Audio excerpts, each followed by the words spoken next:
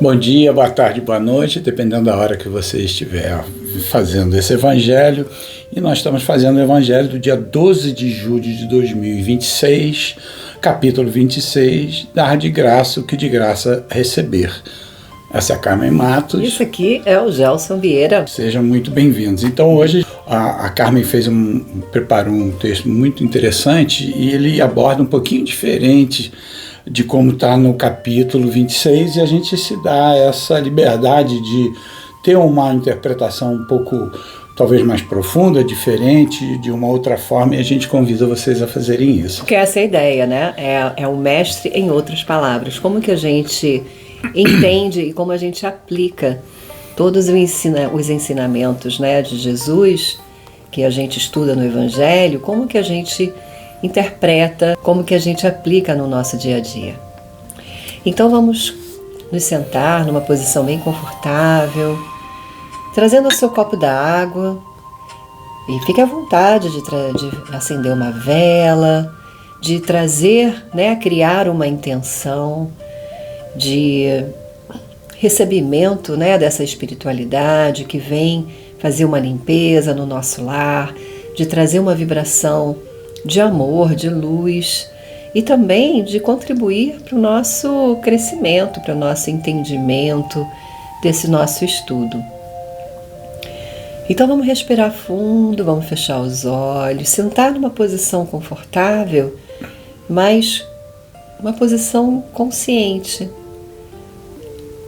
E respira conscientemente, observando o ar que entra, passa pelas suas narinas, expande o seu pulmão. E deixa sair, deixando o seu corpo relaxar cada vez mais e a sua mente se desconectar de tudo que estiver acontecendo lá fora. Senhor Jesus,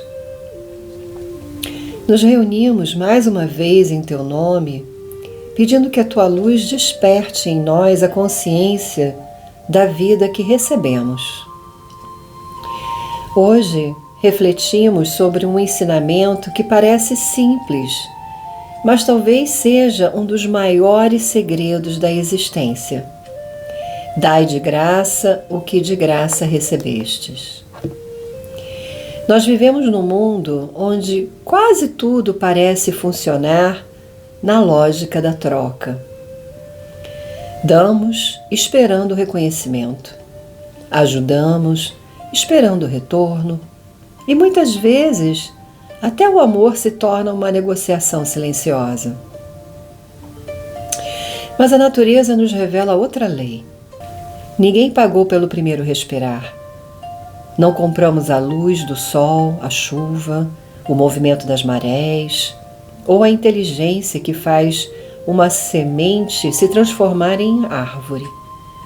A própria vida chegou até nós como um presente. E talvez Jesus estivesse nos lembrando de que aquilo que vem de Deus nunca foi feito para ser acumulado, mas para continuar fluindo. O amor que recebemos se torna amor oferecido. A compaixão que experimentamos se transforma em compaixão pelo outro. A paz que cultivamos passa a irradiar paz. Somos, em essência, a expressão dessa inteligência divina. Existe dentro de nós uma centelha de Deus. E quando nos lembramos disso, percebemos que não somos a fonte da luz, somos canais por onde essa luz escolhe passar. Então a natureza vive essa verdade sem esforço. A árvore oferece seus frutos, o rio oferece suas águas, a flor espalha seu perfume, sem escolher quem irá senti-lo. Ela simplesmente expressa aquilo que é.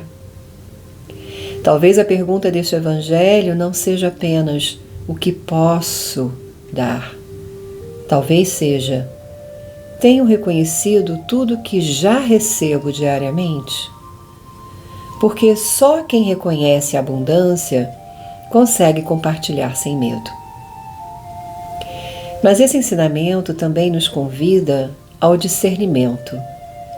Dar de graça não significa desvalorizar o nosso trabalho e nem acreditar que tudo aquilo que fazemos deva ser oferecido sem uma troca justa. Vivemos na matéria e ela também faz parte da criação divina. Estudamos, aperfeiçoamos nossos talentos. Adquirir ferramentas e dedicar anos ao aprendizado exige tempo, esforço e recursos. Os talentos são uma bênção de Deus. Desenvolvê-los é também uma responsabilidade nossa. Receber uma remuneração justa pelo trabalho honesto não contradiz o que o Evangelho ensina. O que Jesus nos convida a oferecer gratuitamente é aquilo que jamais nos pertenceu: o amor, a compaixão, a presença, a esperança, o perdão e a luz de Deus que se manifesta através de nós. O pagamento sustenta a vida material, a intenção amorosa pertence ao espírito. Até a natureza nos ensina esse equilíbrio. A árvore oferece frutos porque antes recebeu água, luz, nutrientes. O rio sacia a sede porque permanece ligado à sua nascente. Também nós precisamos receber para continuar servindo. Que jamais utilizemos nossos dons para alimentar a vaidade, o poder ou explorar a dor e a fé de alguém. Mas que também nunca sintamos culpa por permitir que nosso trabalho seja justamente valorizado, para que possamos continuar colocando nossos talentos a serviço da vida. Que nós possamos cuidar da vida com amor, porque cuidar é reconhecer o amor que primeiro recebemos. E que, ao contemplarmos a natureza com olhos de ver, reconheçamos que a mesma inteligência que faz nascer uma flor, mover as estrelas e sustentar os oceanos, habita também em nós. E que tudo aquilo que recebemos da fonte continue encontrando através de nós o caminho para alcançar o mundo. Que assim seja e assim já é. Pai nosso que estás no céu, santificado seja o vosso nome. Venha a nós o vosso reino, seja feita a vossa vontade, e assim na terra como no céu.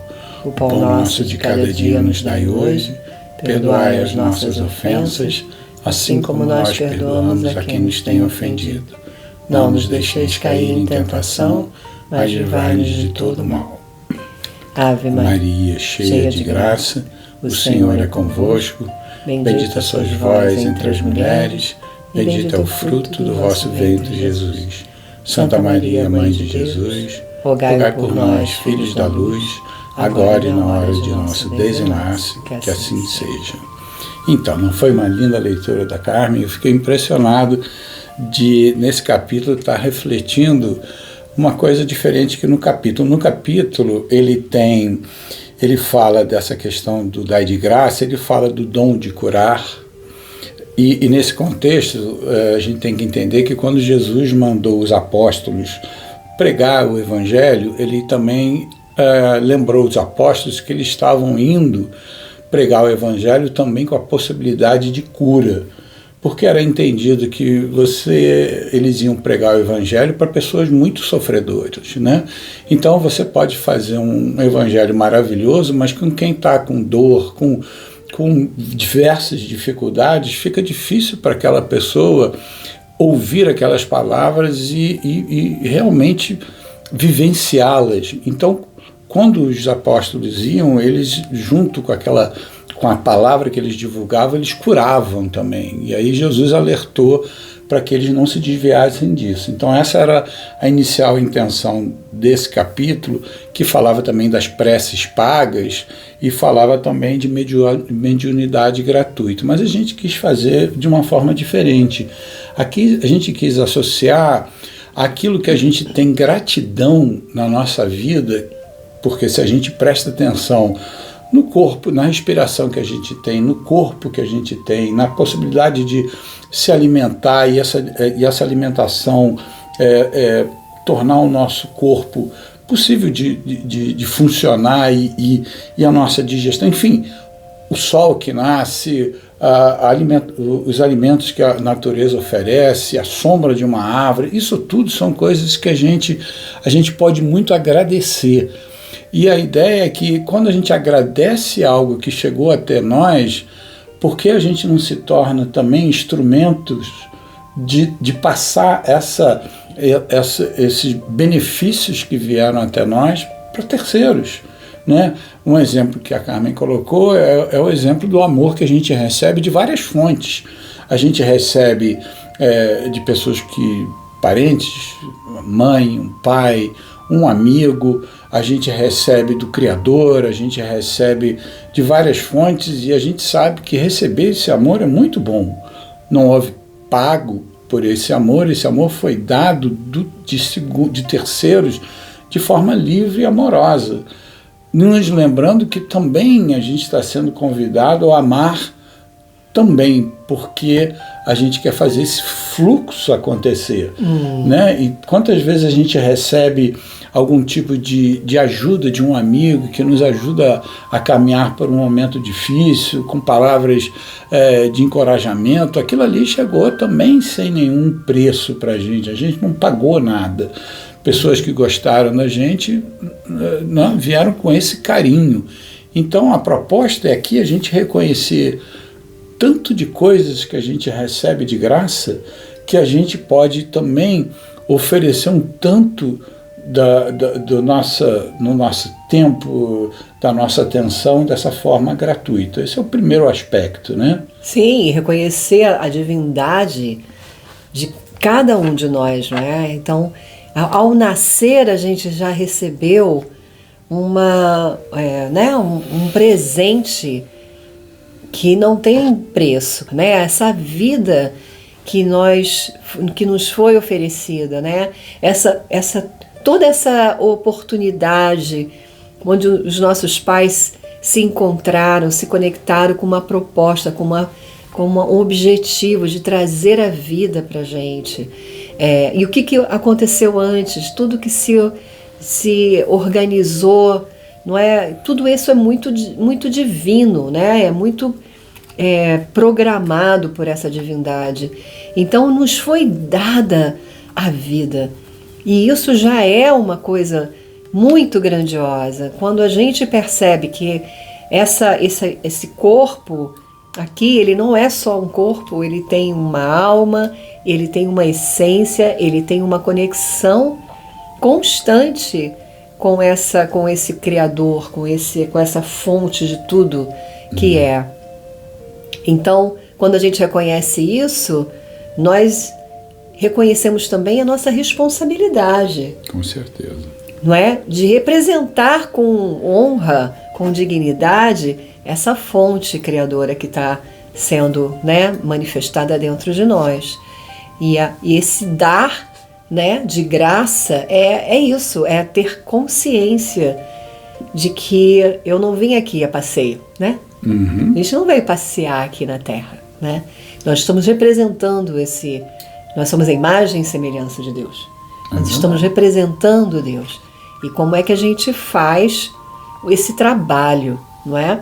Mas, de novo, como foi dito aqui no nosso texto, né, na nossa oração, uma coisa é entender que nós estamos aqui nessa proposta de aprendizado, de crescimento e de receber e dar, do equilíbrio entre dar e receber, mas nós vivemos na matéria, não é? E isso é uma coisa que não podemos descartar, não é? Então, tudo que a gente faz com amor, com intenção, com dedicação, é um retorno, não é, que a gente está dando de tanto que a gente já recebeu. É verdade. Porém, nós temos o nosso trabalho, desenvolvendo cada vez mais as nossas habilidades, e isso traz investimento de tempo financeiro, uma preparação para você se tornar um profissional. Então uma coisa é uma coisa, outra coisa é outra coisa. É verdade. E muitas vezes, por exemplo, quando a gente caminha na natureza, a beleza que existe na natureza, ela está vindo até nós de graça, né? Se a gente quer ir a um museu e ver uma bela de uma pintura, aquilo ali tomou tempo do artista, o artista precisou dedicar um tempo para nos mostrar aquela beleza. Na natureza, aquilo tudo está ali, pronto para a gente, nos lembrando que o que a gente puder proporcionar de bom e de belo para outros, que a gente tenha isso na nossa mente, né? De ser o instrumento de levar ao outro o amor, o conforto, de uma maneira que o outro possa receber esse fluido também. Isso. Né? No Evangelho tem uma parte que fala das preces pagas, como se elas fossem mais poderosas, mais valiosas.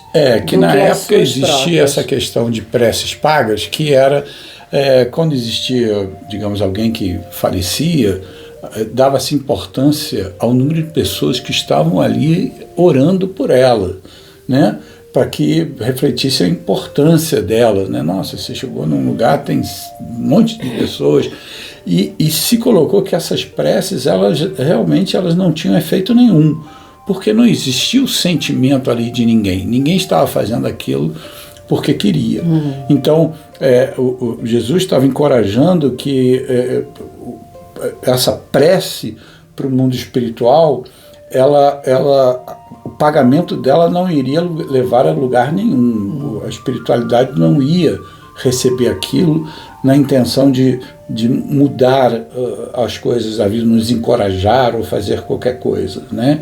Então ele estava colocando que a prece tem que ser do coração e tem que ser legítima, né? Então, porque era muito comum naquela época essa questão das preces pagas.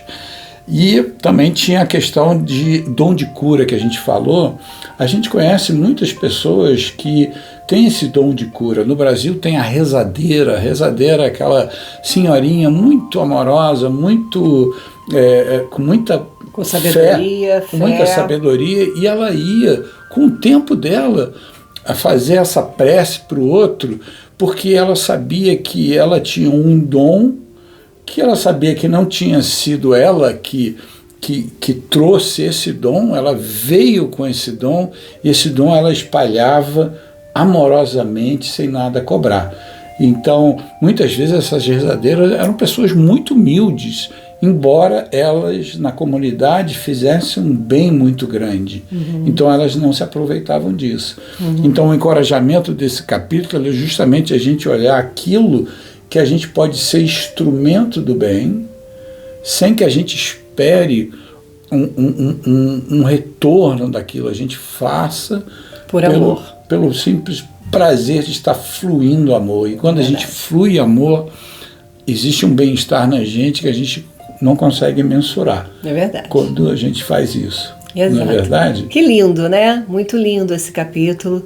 Leiam, depois a Carmen vai colocar o que ela escreveu. Isso. Leiam, porque vale a pena. E a gente vai encerrando aqui o nosso evangelho. Não se esqueça de fazer o seu autopasse, que vai ficar gravado logo a seguir, logo depois desse nosso evangelho. E bebam a sua água, e gratidão por mais um dia estarmos juntos. Nos vemos no próximo domingo.